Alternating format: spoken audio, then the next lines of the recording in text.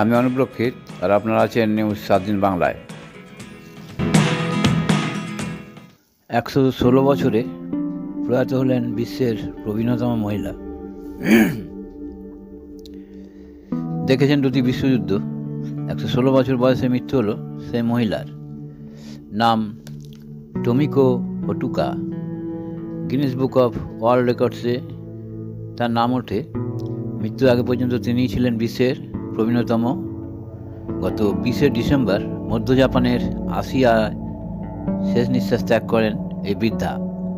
ওটুকার মৃত্যুর পর ব্রাজিলের 116 বছর বয়সী ইনা কানাবারে লুকাকে প্রবীণতম ঘোষণা করা হয়।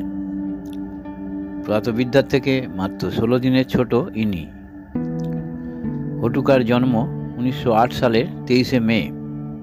দুবার মাউন্ট অন্টাকা উচ্চতা 10,062 ফুট জয় করেছেন।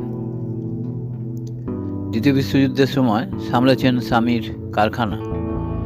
1979 সালে স্বামীর মৃত্যুর পর একাই থাকতেন ওটুকা।